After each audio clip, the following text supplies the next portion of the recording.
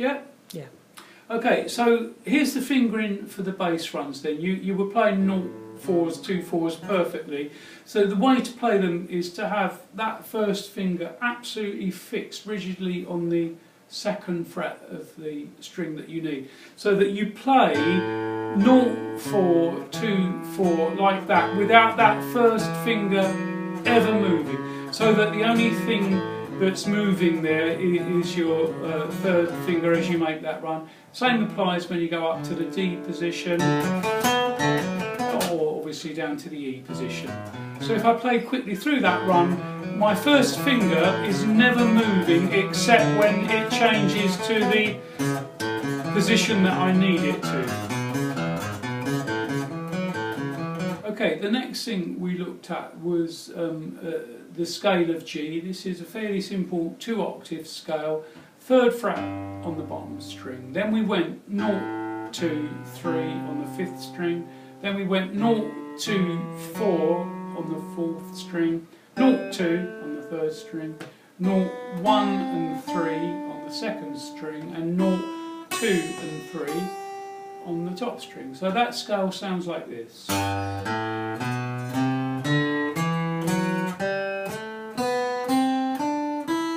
When you get to the top, once you've learned it, you know, try coming back down again. So try and play it in time like that. First of all, definitely play the 4th string with your 1st and 3rd fingers on those frets that you need. Only when you get very used to it. Have a go at doing it with your 2nd and 4th fingers like that. But you'll find that that 4th finger is very, very hard to control at first. That takes months to get a good control over. Then we looked at this scale, which is the E minor pentatonic scale. Very, very useful, used for all kinds of improvising on the guitar. Very simple to play.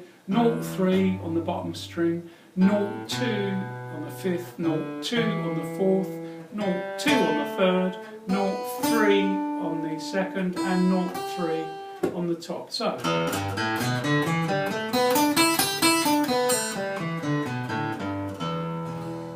And see if you can get used to running up and down in one movement like that. And it goes with an E chord, as you can probably hear there. If you want to play an E chord as you're messing about with it, you'll find it will work perfectly. So you know.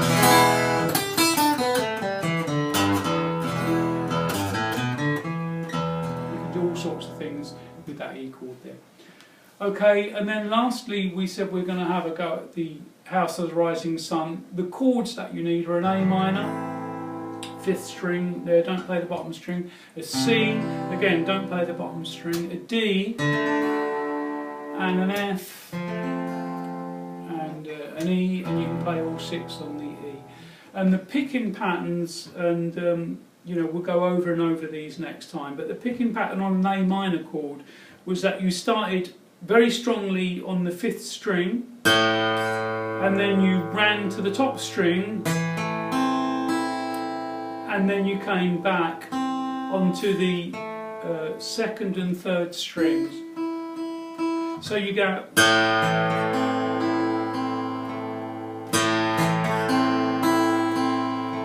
And the plectrum control is very important. You're making a big strong strike on that 5th string, and that plectrum is coming to rest on the string above it, and that's important. It should be very firmly brought up against the next string, and then it does the same thing all the way to the top. It's laying against each string as it goes up.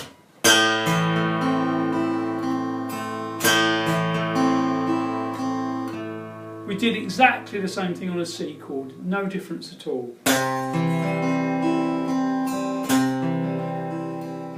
We did the same thing on a D chord, except that you start now on a D chord on the 4th string, very hard again, plectrum up against the next string, and you come up to the top and play the top twice, and then come back onto 2nd and 3rd.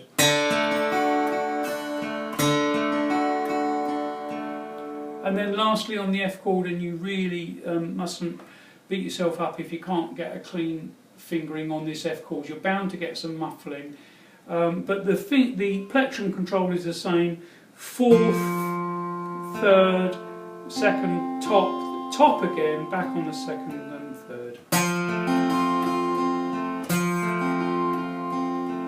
Very hard to get clean on that F chord. Maybe try anchoring your thumb very firmly behind, or try this. I tend to prefer this myself, is that the thumb comes up along the top of the neck and kind of pushes the neck back up against your fingers almost. You know, hard to explain, but it's whatever works for your hand. There's no rules about that, there honestly isn't. But that finger's flat across both strings, and that's arched onto the third, and that's arched onto the fourth, so that they don't touch each other. That's the guitar's most impossible chord. There it is. Thank you very much. Good. Let's bang that up Thank onto YouTube. Thanks.